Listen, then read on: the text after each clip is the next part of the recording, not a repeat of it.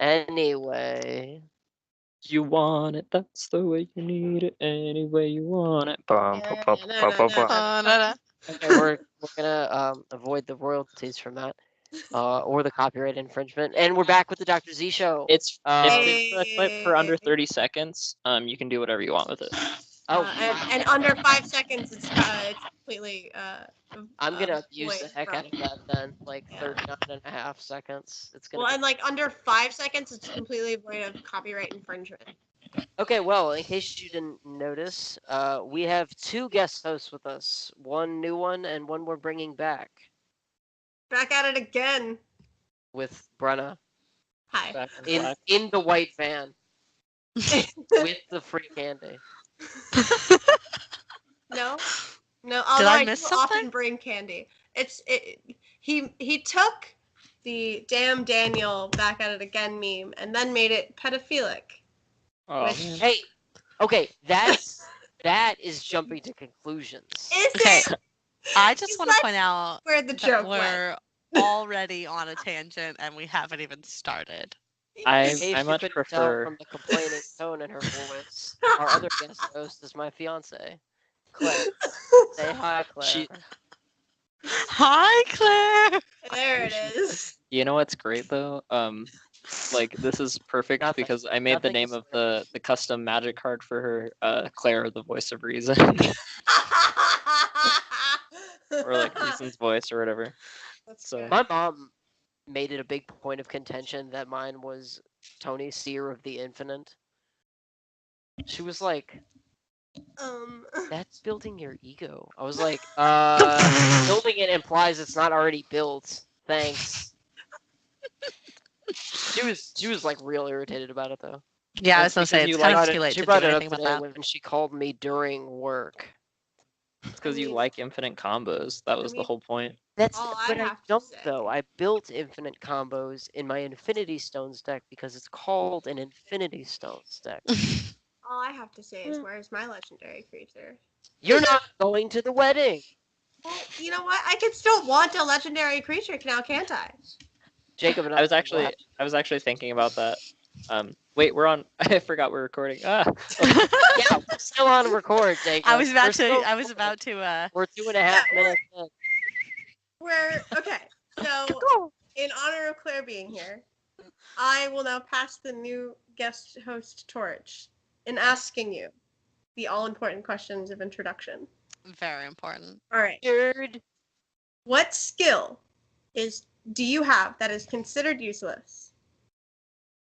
Okay, so I want to point out that I read this question and it says that you consider useless. Which version did you guys answer? I said I did what you consider useless, and mine was scraping mayo bins, which is completely useless. I did what I consider what I think is useful, but I'm a big fucking nerd and think that it is useful to be able to read, write, and speak Mandalorian. Okay, so things that other people think are useless. Got it. Correct. Okay, because like I was trying to go, like I was looking at this question, I was like, but like all of these things are useful to me. But other people would probably say that being able to cross stitch is relatively useless. And I would probably think it's useless if I hadn't like used it to make things for people. And I think gift giving is important. So I don't know. Arguably useless. Like let's look at it this way. In the apocalypse, you're not going to be cross stitching. Correct. Unless we you might really be get speaking only way to defeat the aliens. You know what though? You know what?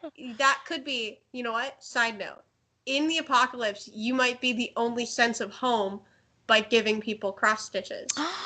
That's so precious. But then you die if this were like. And all of us who can hand sew. And like mend clothing and make things feel more like it used to be.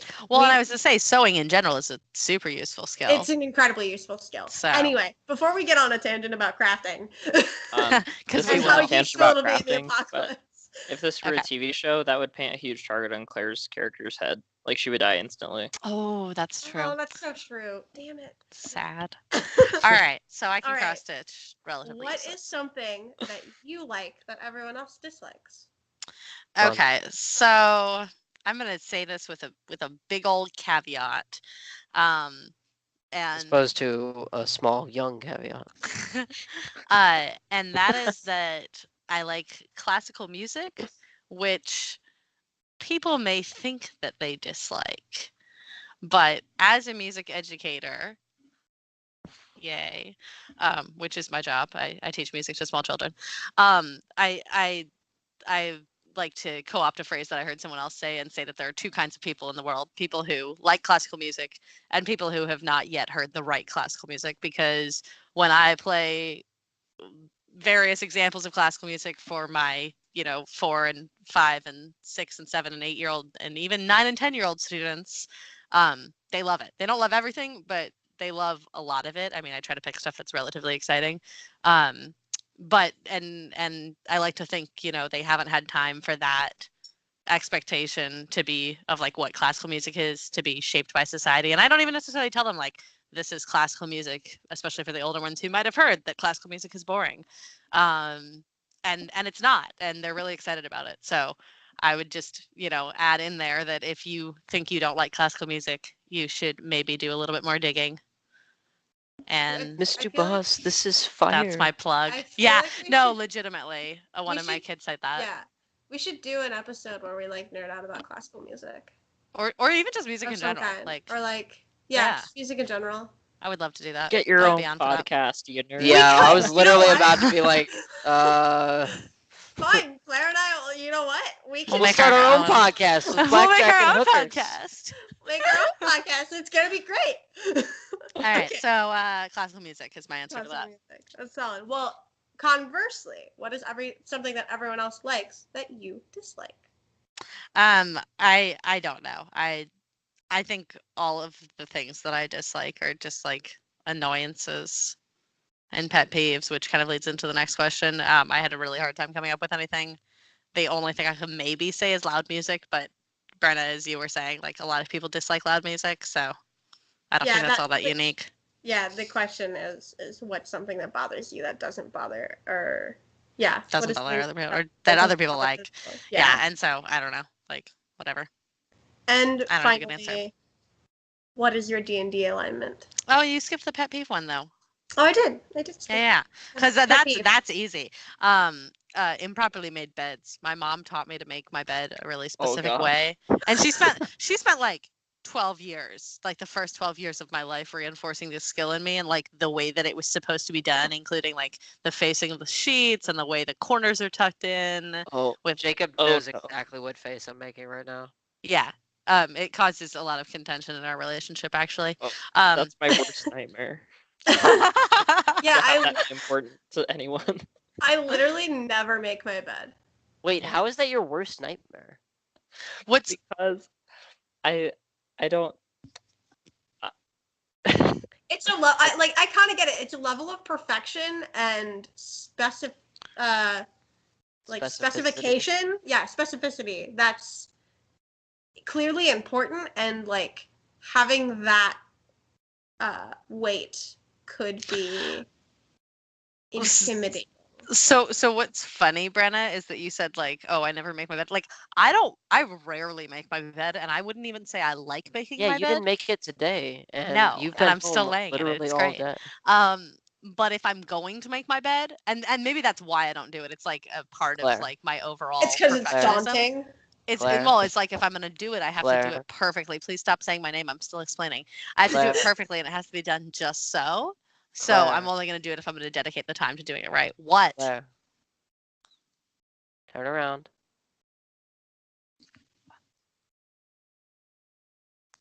Thank you. Okay, so anyways, improperly made beds really bother me. Fair enough. It's done. It can be unmade, but if it's made, it has to be made properly. Oh, okay. I see what you mean now. And now we'll get to your D&D alignment.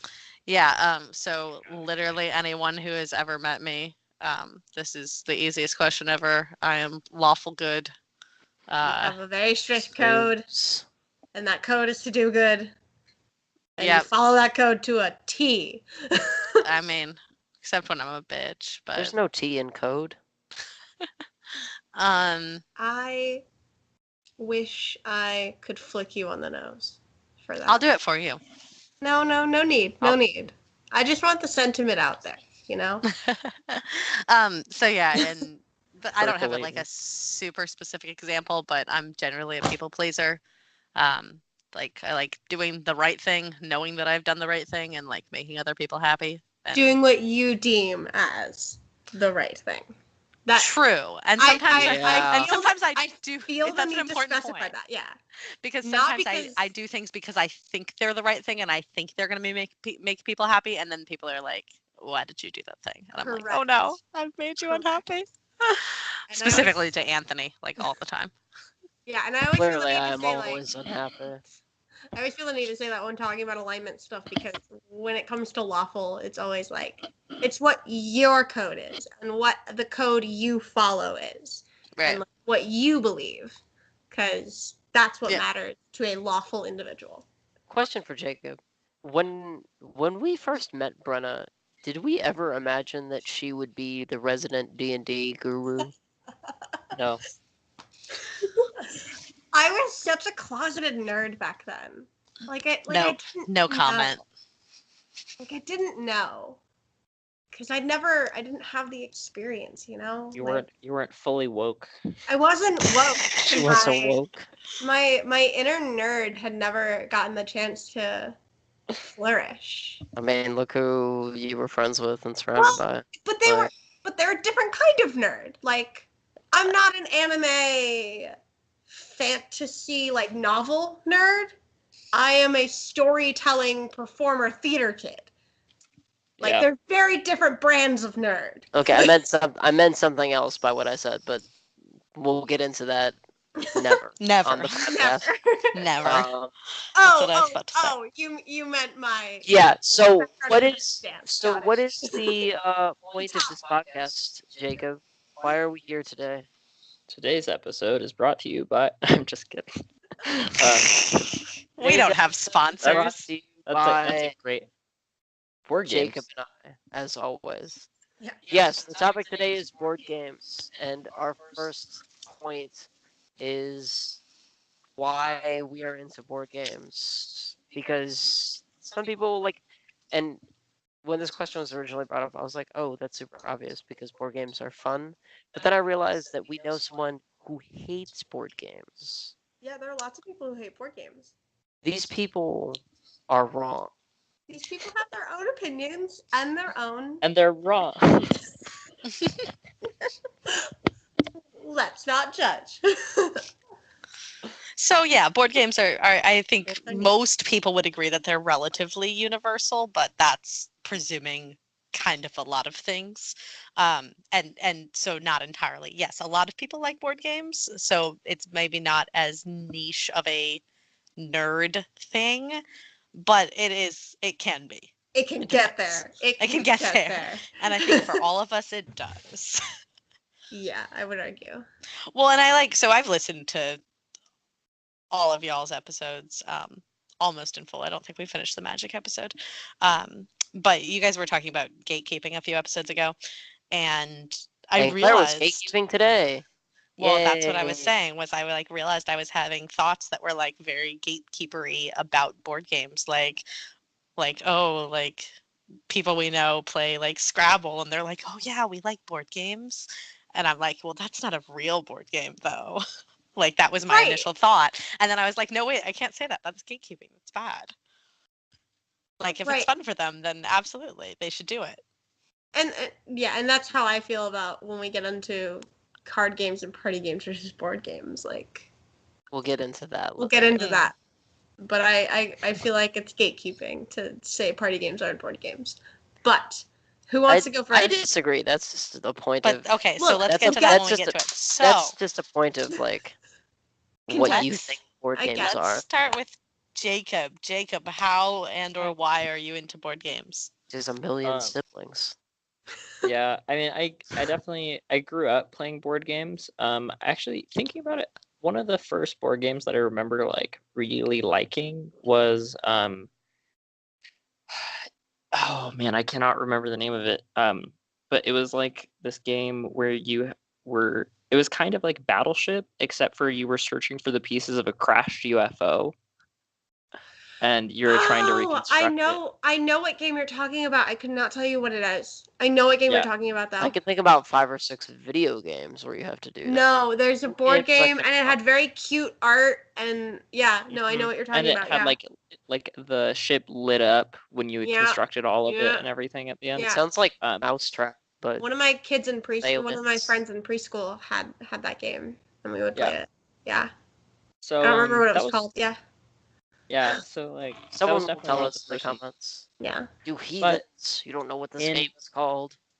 In more recent years, in terms of like being like into board games and like the more intense kind of board game life, my brother-in-law and my sister introduced me to a game called Shadow Hunters, and that was like kind of a competitive kind of board game, not in the competitive of like, I guess, quote unquote, like children's board games where like there's just kind of like a random goal, but competitive in like, oh, like you have to take the other player's HP down to 0 kind of way.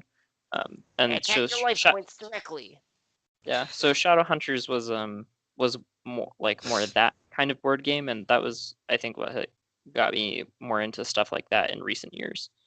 So Was there like a gap for you between playing games with your family as a kid and you're saying like in more recent years, was there a gap in between getting into like more involved or more serious, intense board games, or did it just like is it something you've always done? Everybody just got older.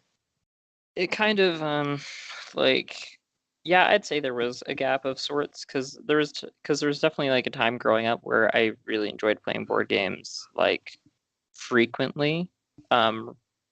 Just like Parcheesi, sorry, Candyland, Shoots and Ladders, whatever. Like, and then everyone was kind of more into like other stuff. And then when I got a little bit older, like kind of my entire family got really into board games.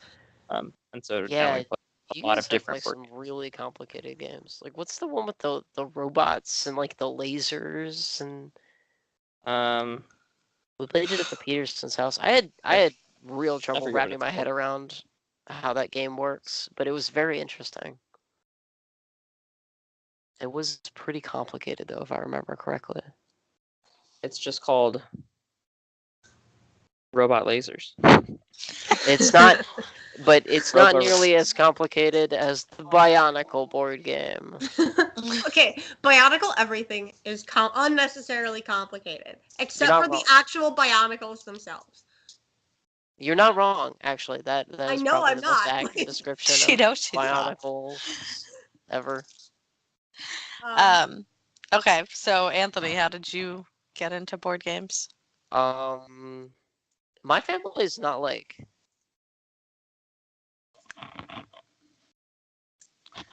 family. I mean, Yeah. that's I know kind what of you mean. like that's kind of the best way Yeah. to say it. Like we always ate dinner together, but that was really like the only thing we did. You weren't close. What about the art, the art auction board game? Okay, well, That I'll game get was I'll get super into lit. that. I'll get into that. Masterpiece is a great game. Okay, calm down. I'll get into that in a minute. So my parents initially, like, I think my dad started it. Started to teach me to play chess, and I got really into chess. Like I was a huge chess nerd when I was like 7 and 8 years old. Relatable. And Laser Maze is the name of the game. the robot one. It's called Laser No, Maze. yeah, Laser Maze. Okay. So I was really into chess, and it got to the point where like my dad started teaching me chess, and then like 3 months later, he like refused to play with me because I beat him like horribly, like on a regular basis, and so like he wouldn't practice with me anymore. That identical thing happened to me, so I Well- relate. Yeah. So we also like had a lot of board games growing up. We didn't play them very often. We played a lot of like simple games because like mom would come home from work and she'd be tired, and so we play like Sorry and like Shoots and Ladders, like games that don't really like involve thought. It's just like have that element of like you do a thing and then you do another thing. Like you don't have to like. There's not really like strategy involved. Well, they're also like children's games, and you were children, so.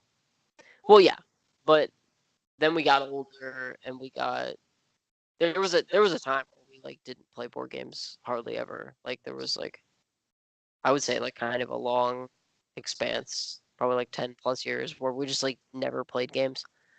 Also we were like busy with, life and doing things. We couldn't sit down and play games together. Um, but then my sister in college, when she started college, she got really into board games again. And then every time she was home, we would play like all the board games we had, and then we just started like collecting more and more of them.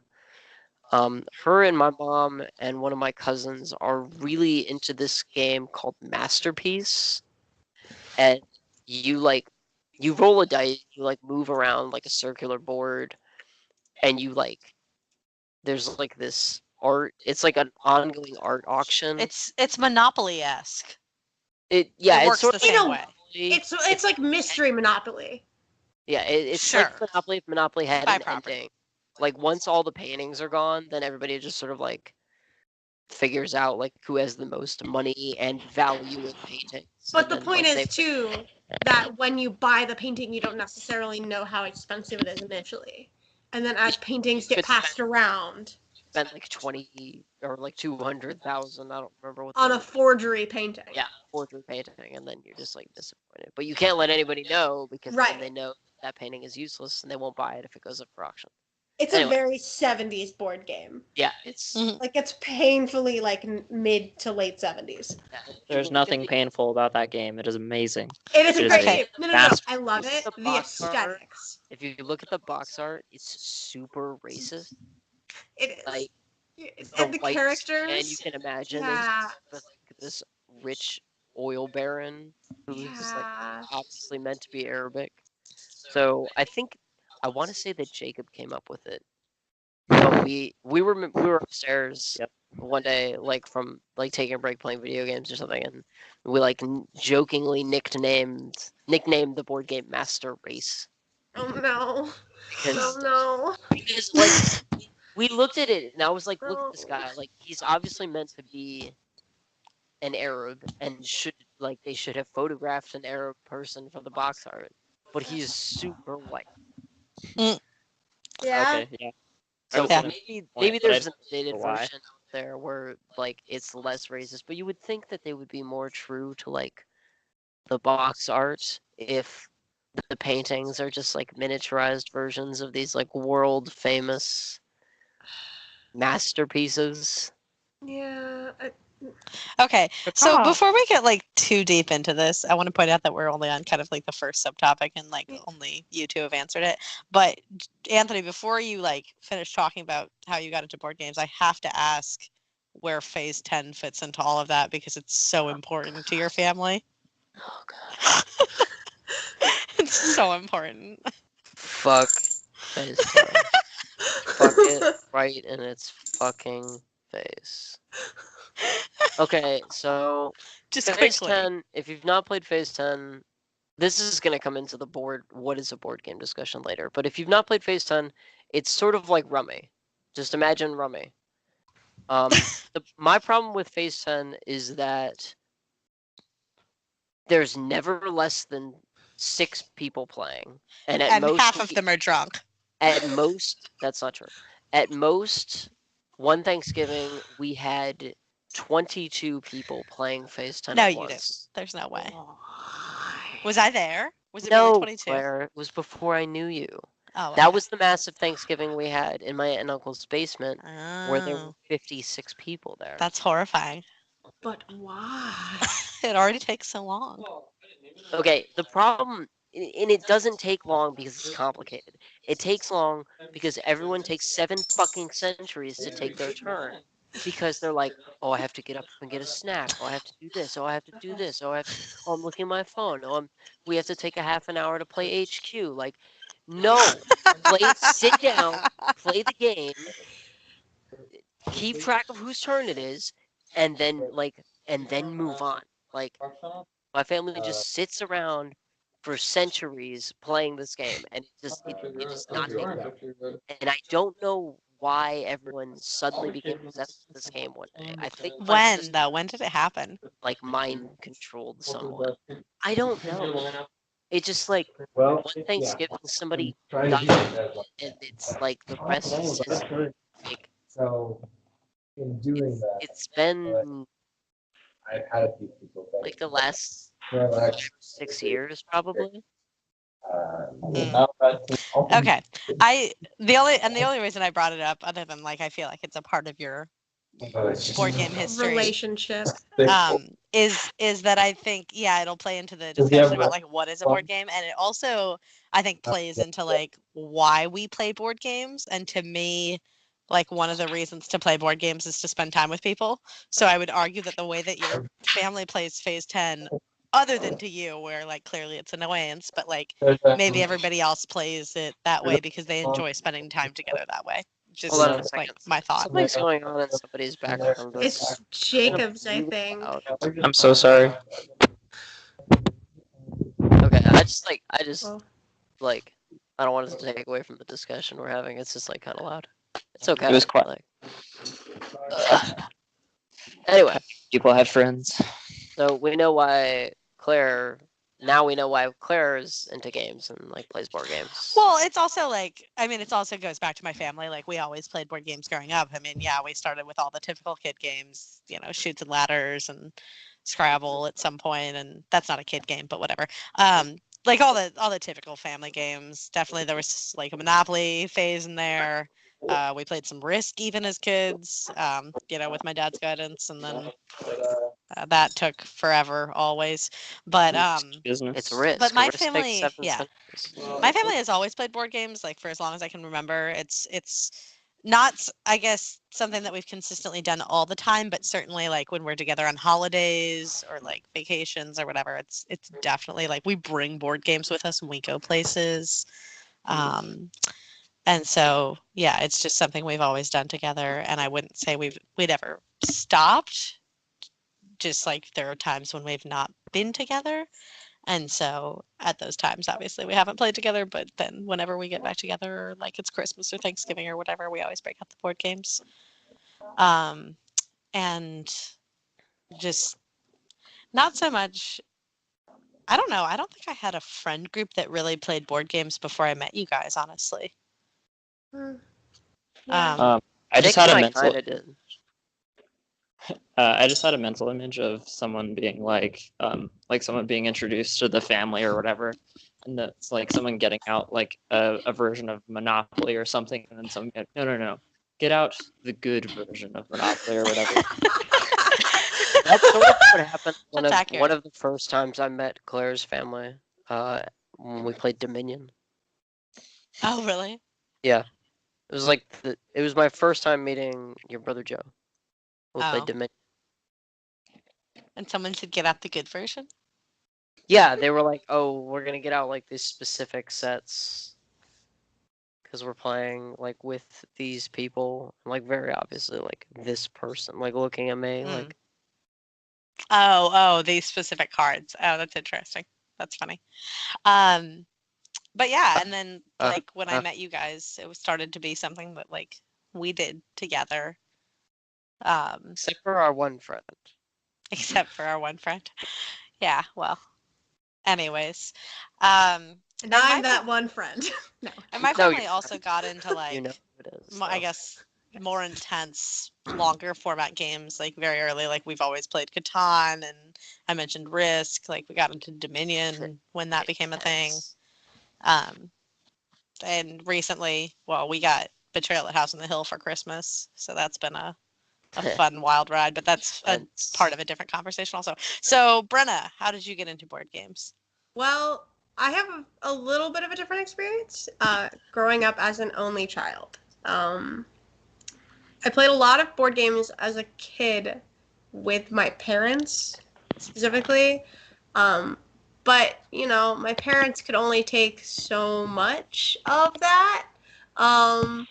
Little kids really like repeating things, too. To their credit, they did a really good job of prolonging my board game childhood interest as long as they could stand it. Mhm. And later on in my life, I found out like my favorite game for the longest time was Candyland. I mean, I wanted to be Queen Frostine, Of and course you did. right, like it's on brand for me. On brand. And Budget friend. it got to the point where my dad and my mom, when we would play Candyland, would stack the deck so that I would get Queen Frostine really early so we could end the game. And either we could get to the second game earlier or we could, like, I'd have my one game and then I'd be done. So that happened for like the first couple years of my life, like the first 6 or 7. And then I went through my chess phase with my dad, where my dad taught me how to play chess. And Your dad seems like he would be bad at chess. No, my dad's very good at chess.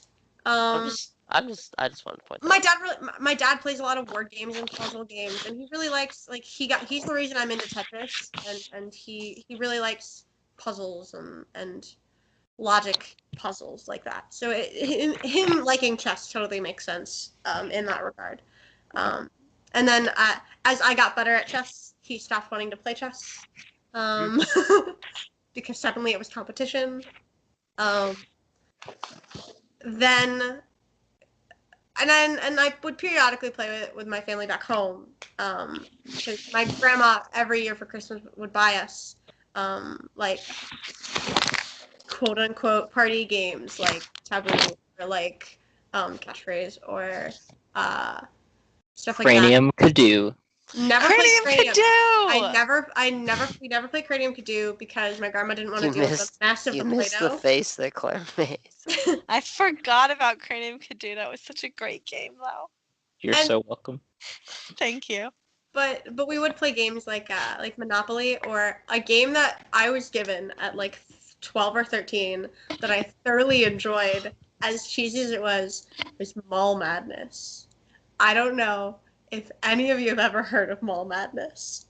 Is this like Unfortunately, I have. I feel like My I- sister got it when Bratz she turned. game? My sister got it when she was like 17. Well, that makes oh really? That's Well, I was sad. gonna say like if your sister had gotten it when she was 12, that would make sense, because we're like roughly the same age. But Don't say that again. it's You know why? I know. Okay. Please don't. Okay, so what's Back Mall together, it Madness? seems weird. Mall For Madness. those of us who are unenlightened. So it is first of all, it is extensive to set up because you have to build a small miniature mall. Small it is miniature mall. Dull. Miniature mall. Well, like you know what I mean. It's a small version of like with miniatures of a mall. Anyway, What is this mall for ants? it's like double layered. There's escalators and Holy all, mackerel! it That's is very it's involved. super extensive. And you play as shoppers and you have to go around and you have to like buy certain items to win the game. You have to get like an item from each area in the mall. So like the fashion section, the tech section, the food court, like all of this. And you can get tokens to like go different places and like I'm gonna stop right there. I'm gonna time out, and I'm gonna be super sexist about this, and it is a totally unrealistic experience of being in a mall with a woman. I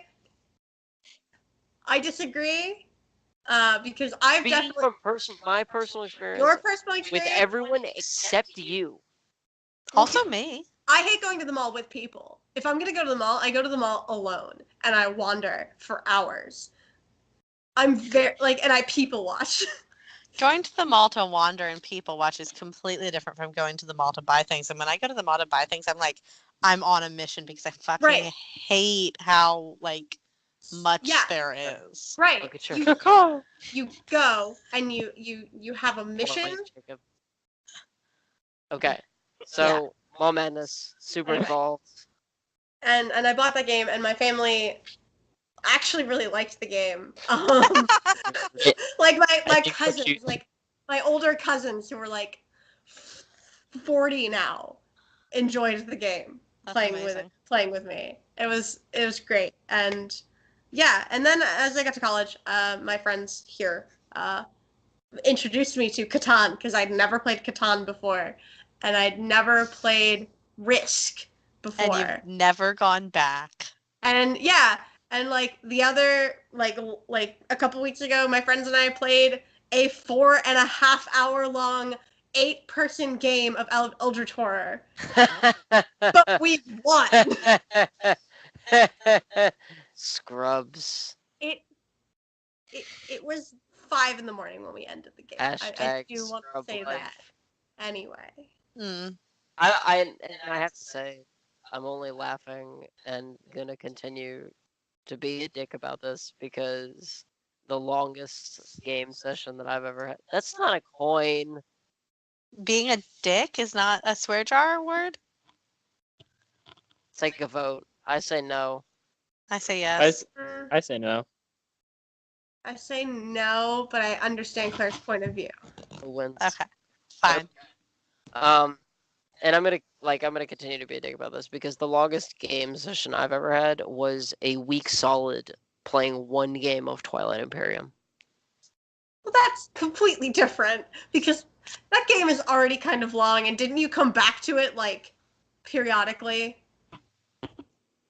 Well, no, we sat down and we were like, we're gonna play Twilight Imperium, and there were 7 of us, and we spent an entire week playing it. Didn't you spend like a whole day just reading the rules? Well, okay, granted, the first day we spent reading the rules, and then the other 6 days we spent playing the game. But that was a fun spring break. Okay, so I feel like we've covered why we're into board games. Right. So what is a board game? Like what?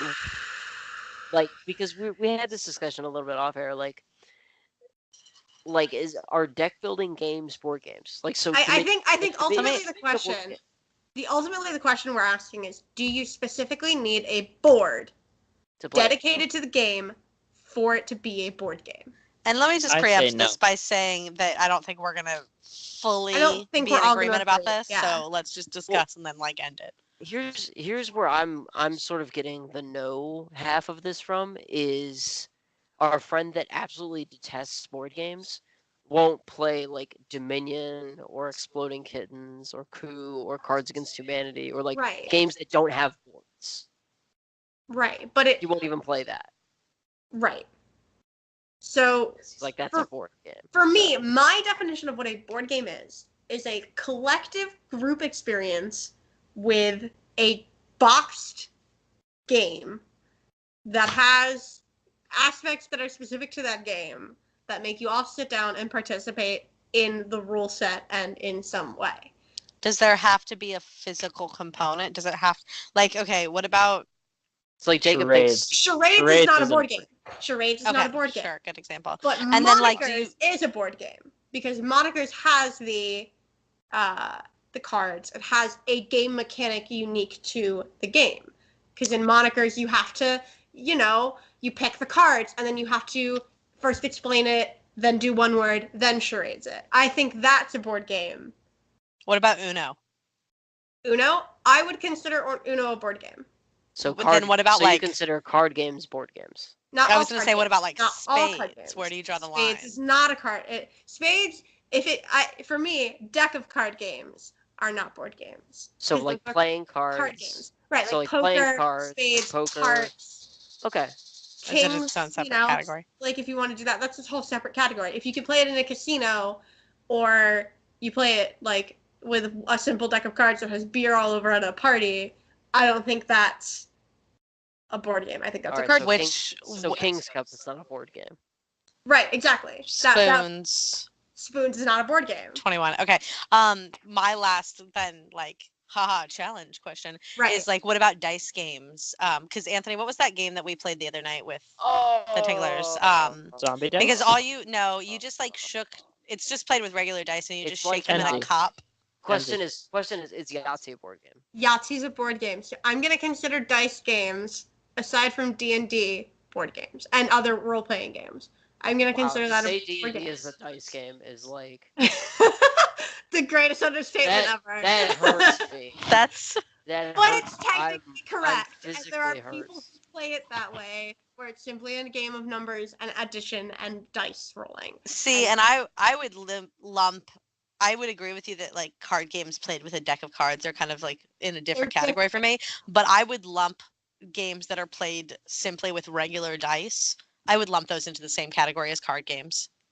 I just do. I mean, obviously there's dice games and card games, but I put them But in like the same box. Yahtzee is different. You know what I mean? Like Yahtzee, I feel like is different. Or like Go Fish, not Go Fish. Oh, what's that game? No, I gotta be Yahtzee. honest right here. I do not know how to play Yahtzee. Really? I think I've played it, but I don't remember. It's a very simple game. We should play Yahtzee sometime. It's Can someone briefly explain it so I can know how to categorize it? I've Okay, never so played you have it. a set of dice. You roll the dice, and so like there's a category of ones. So yeah. You try to roll 6 ones, and you have 3 chances to roll all these things. And each category gains you a different number of points, so you kind of have to strategically pick for each round how many points you want to get. Oh, it's like Phase 10. No, not at all. Not at all. Oh, okay. It sounds like Phase 10. It's difficult to look. It's difficult to explain without looking at the. Yeah, Okay. I need to show you on the board. But does it require specialized equipment? No. Not You can just play with a cup and You dice. just need Regular you need the 6-sided score sheet. die That's and a all you score need is the score sheet. Okay. Huh. Yeah. That And sounds like a dice game. And there to are me, other but- like It is board a dice games game. that are It has 6 obscure that dice. my grandma has that use other dice, but they come in a board and they use normal dice, and it's like a weird poker thing. I don't know where she found this board game, but it's like 15 years old, and it's a board game for sure, but it uses normal dice. Huh. So- 15 years old, so it came out in 2004. Roughly, probably. I was gonna That's say 15 years isn't really a long time. I'm saying. I know of the game. It's probably older than that. I just minimum is 15. Anyway. Okay, yeah. Anyway, That's- not the point. That's my definition, and like that's how I view board games. So for me, Eldritch Horror is as much of a board game as like Cards Against Humanity or like Red Flags. See, and that's why I group Cards Against Humanity into. Am I allowed to have my opinion, No, go. dear Anthony? He's making a face at me. Yes. No, I'm not making a face. Okay. That's why I group games like Cards Against Humanity like outside of board games, because to me there is like way more difference between I haven't played Eldritch Horror, but let's say Catan and Cards Against Humanity than there is between Cards Against Humanity and like a given dice game. I think those are more similar. I think any game that you can pick up and just kind of play. I mean, yes, there's rules, but like you can pick it up and play, and you don't necessarily have to play to the end, and you can just like play a few rounds with your friends if you want to.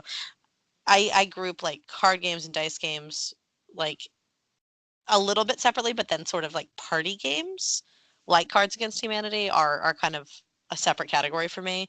I agree that party games is certainly a category, but I wouldn't call it a separate category. I would call it a subcategory. I see where you're coming from. Like Um, is the hot dog a sandwich prompt, right? In No. that hold on. My point is not we're not getting into the logistics. It's not, but we're not getting into the logistics. My point is a burger is technically a sandwich, but you wouldn't call it a sandwich. Do you know what I True. mean? So I argue that party games are board games, but most people don't call them board games, but they're still board games, in my All opinion. squares are rectangles, but not all But rectangles. not all are rectangles Yeah. and squares. I'm not as willing to stretch the board part of board game. I will stretch it for things like Dominion that have like a very clear structure. Because I feel like Cards Against Dominion Humanity has still. a very clear structure. And sorry. Oh, I think no, but I just don't think it has that much in common with board games. I think it has more in common with card games and dice games than it does with other board games. Whereas I think Dominion functions exactly like a board game. Also, with And I think- Cards Against Humanity and using the children's version of Cards Against Humanity, apples to apples, Correct. you could be that really Wait a boring second. motherfucker that always, like, oh, this one is clearly like the most, whatever. Like this one is clearly the So like dainty, like teacups, like clearly that's like the most accurate. Like, well, I'm gonna So- pick that one. And that's another Snooze. difference is like The games that judging where aspect. Yeah. winning is subjective and like based on people's opinions instead of clearly defined rules. But you could argue that with Pictionary because if you suck at drawing, then you're not good at the game. I wouldn't call Pictionary a board game. But Does it have a board? Am I wrong? Yeah, it does have a board. Oh man, 'cause I'm wrong. Okay. You have to advance on the Okay, board. I don't know. To win. Yeah. Jacob, where's your line? training Where do you him. draw the line? We don't know because he keeps getting interrupted. Sorry. I think like By me. um Sorry, go ahead. let's see. When it comes to like defining what a board game is, I'm kind of in the middle between both of you. Like I don't really consider Uno a a board game.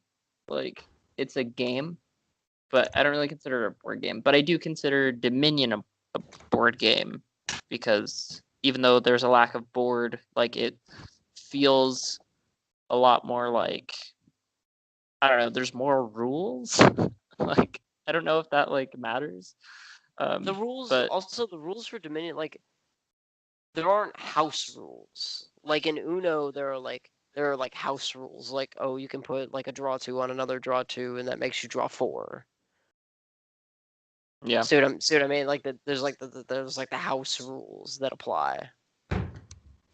yeah. I think it depends on just like what it comes in to a degree. Like Flux isn't a board game, I guess. Not that the size of the package necessarily determines that, but like there's I think when you talk about when people say they like board games, I think they mean they like all games, honestly. Like they like card games, they like dice games, and they like games that have boards.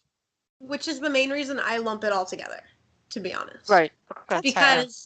Because it's easier for people to understand the idea of board games when you frame it in the context and the lens of Scrabble, Cards Against Humanity.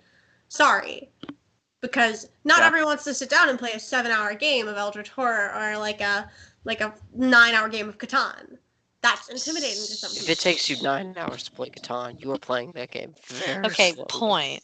But I the think point what is- what I'm realizing is from this conversation is that there are perhaps more important distinctions to be made than whether a game has a board.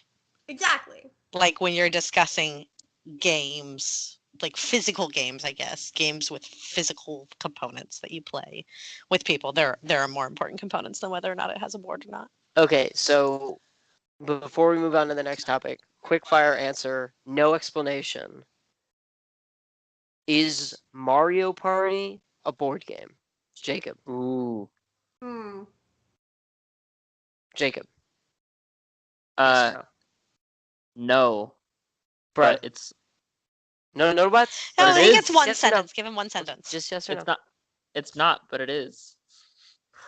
Okay, Brenna. Yes, it is. Claire. Solid no. It's definitely. I would say it definitely is. All right, moving on. But I get the no. I understand the no. I understand the no, but you have to accept the understanding of yes. Okay, wait, you just asked us for our answer, so we all have different answers, and that's fine. Yeah, exactly. So stop telling us our answers are wrong. I'm not telling you your answers are wrong. No, he did. Okay. Moving on. Okay, so we've mentioned a few, and Jacob has yet to mention one that I greatly enjoy. Cooperative games. They have come into play, I would argue, a lot more in the last like 10-ish years, maybe 15.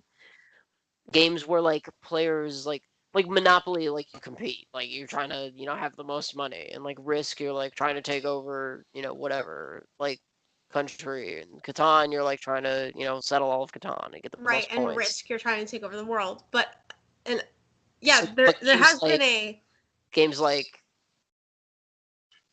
Betrayal last House night on the Hill. Yeah. or Betrayal for House on sure. the Hill, where you all work together. That If whole one of the first haunts happens, phase. Yeah. The Battlestar Galactica game. But that still has sometimes it has people on the other team, so never mind. But anyway, point, like, games where you have to work together to win. Well, okay, the Dark Souls game. Right. Yeah. Dark Souls has a deck building game, and they also have a miniatures game. But the deck building game in particular, Claire and I got recently, and we've only played it a few times. It's purely cooperative though. You're only ever playing against the game. Right, and you can play like the DC deck builder and the Marvel deck builder games that way too. So yeah. What do we think of that? Like, is that good for? Is it good creatively for the space? So I have a whole theory about cooperative games and why they've come into a big resurgence or a big Surfacing. surgence. There's no reason. Right. Right, I was going to say it's just surgence. Why they're a thing recently? Surgence. I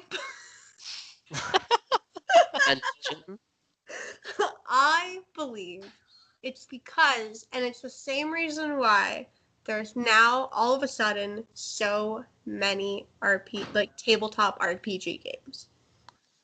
It's because nerds are adults, have time, creativity, and resources to do a thing they want to do that they could not do before. I think that's it. Hold on. What? No, I hear what she's saying. Right, I think because tabletop games are also, or like D&D is also a cooperative game. There are so many tabletop games, like systems, like tabletop RPGs. There's so many systems of games, right? And it's all coming out of people who played D&D when they were a kid, and they said, I like D&D, but you know what I want? I want this and this and this. So I'm going to make my own game. So I think cooperative gaming... Do you think those same people are also making board games? I think in the same vein as those people. I think we have people who are seeing, like Sorry and Shoots and Ladders and all of this and saying, well, when I was a kid, I really liked board games, but I don't like competing against people. Do you want? And I didn't like it because we always fought over the rules. Right. And my brother always upended the board. Right. And I can see it. And every time, like this guy was losing, he'd cheat. Or I lost every time and it sucked. Yeah. Right. I'm there are with just people who said, you know what? I have this idea. It's not quite normal. And I think the only way to execute it would be for example, one of the earliest examples I can think of a cooperative game that probably was one of the first to come out was Pandemic. Pandemic is 25 years old now, I think. That's super... Is it really 25 years old? Super No way. useful, but yes, it is that old. But I think it's it's older than all of us. It's almost one of the most popular as in that first kind of era of cooperative gaming. Board games. Side tangent. Side tangent. They need to make a new version of Pandemic or a new expansion of Pandemic where there's an anti-vax movement that you have to fight. No. That's horrifying. Side note, has anyone seen the 25th anniversary edition of Pandemic? It's gorgeous. It comes in a, you can screw it to the wall med kit, like metal med kit. That's bright with enough steel. screws, you could screw anything to the wall. Not the point. It comes with little holes. Jello. Hello. Water. You absolutely... All right, Jacob. Throat. Fist. It's happening. This is reminding me, by the way, of something, so let me get to that when you're done, Brenna. Yes. My point is, I think all of these people, and people just a little older than us even, too, are the ones creating all these games. So people 10 years older than us said, I want to make a new kind of board game. So they sat down and they created all these cooperative board games, and now all of us, the 5 and 10 years below them, are seeing their board games and saying, man, you know what? Me too. And I want to play those games that you're creating because we're all part of a generation. So yeah. So the long form answer to the question is yes, we're in agreement that cooperative board games are great creatively for the space that is board games. Yes. Yes. So, and what that reminded me of is that I know one of those people who's about 10 years older than us. Mhm. It's somebody I used to actually nanny for. And he works at a board game company.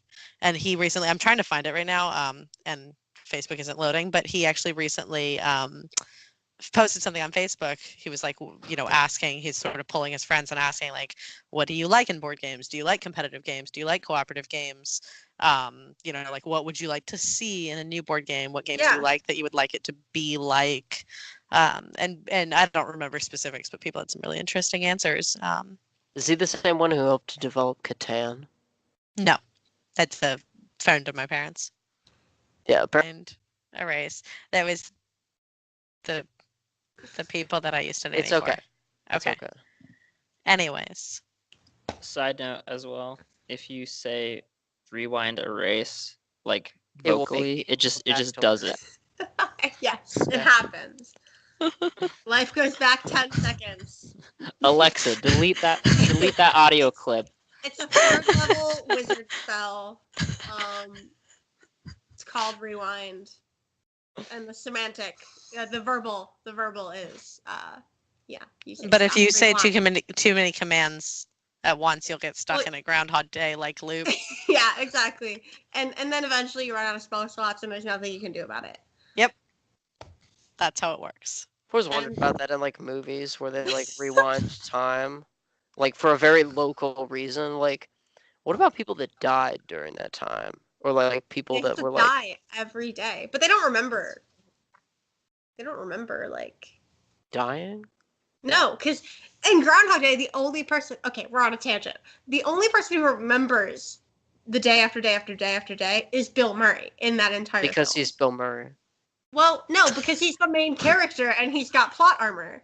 But like the girl he's romancing never remembers. The camera crew never remembers. The groundhog probably never remembers. That's not confirmed. Unconfirmed. Fan theory. Groundhog and Groundhog Day is also aware of the repetitive nature and the 10,000 years Bill Murray had to live. It's not 10,000 years. It was a long time. Anyway. Okay. Okay, cooperative games are great for the board game space. Well, and just my last little tiny point to that before we go to the next one is for someone like me who like grew up in a very, very, Anthony will confirm, very competitive family, and where like board games were a source of contention for us, and like we loved playing them, but we also got into countless arguments. Like cooperative board games are a blessing. I mean I haven't played it. Like it's wonderful. The first time I met you and your family was we played that game that Joe brought back. Avalon. We played Avalon. And that was the first time I met you. That was the first day I met you. And then you said, come over for dinner. And then I came over for dinner, met your entire family, and we played Avalon. Sorry for that. No, I had a great time because I am also competitive when it comes to games like Avalon. I am not competitive when it comes to games like Betrayal at House on the Hill. I don't care. Like when the hunt happens, like I'm just trying not to die. It's happening. Like it's happened and like whatever. Yeah. But and I enjoy playing those games with my family, but like it's irritating to other people, and so competitive games or cooperative games are a good thing to have. Yeah, not everyone likes constantly being guarded in Love Letter. Jacob, if you sent me what I think you sent us. Throat, fist, happening. It's happening. All right. Real quick, we're gonna wrap up. Top few games. Like I don't know, like 3 or 4. Jacob. Redneck Life and Last Night on Earth. Okay. Claire. I was thinking about this in terms of like from different parts of my life. Favorite game as a child, quite possibly. Did anyone else play Punch Out? Yeah. No, I never played Punch-Out. I'm kind of wondering if it's a real It's a game or if video it's game. just my uncle made it for us. He made this particular set, like, because he's a wood carver. But I don't know if he created the game or if he just like made a version of it for us. But we had these little wooden pegs that we had to like get up to the top, and you could punch out either other people's pegs. Uh, favorite like game forever probably is Catan. Just like I've been playing it with my family for so long. It's such a great game. And then favorite new game is Betrayal at House on the Hill. Okay. Brenna? Side note, Punch-Out is not an actual board game that you can buy, but there are lots of versions of it that you can make. So it is a board Okay. game that you have to make. Cool. But yeah, that's why I've never played it. Because you don't have a magical woodworking fairy uncle. Right, correct. Got I am the closest version to that. He has 99 woodcutting. Yeah. And construction. Yeah. Oh, and Oh, yeah. crafting actually. Yeah, he's got to have 99 99 woodcutting. 99 crafting, woodcutting. He spent a lot of time grinding on that. That's So magic. A lot of experience. I would say 1313 Dead End Drive. Ooh, yeah. Right? Such a good game. Ooh, yeah. Such a strange game. Candyland will always reign supreme in my heart.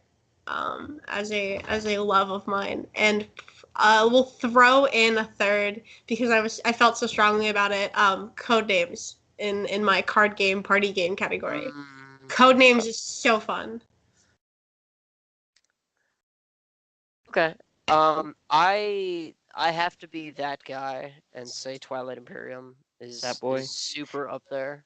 I don't even know what this game is. Like you've just mentioned it, and it would take an entire episode to explain Twilight Imperium. Like you're safer looking it up on your own. Great. Also, to be clear, you've only played it once, right? No, I've played it probably 2 or 3 dozen times. Really? Yes. Oh, okay. I gotta say chess. Like it was an integral part of games and like getting me into games.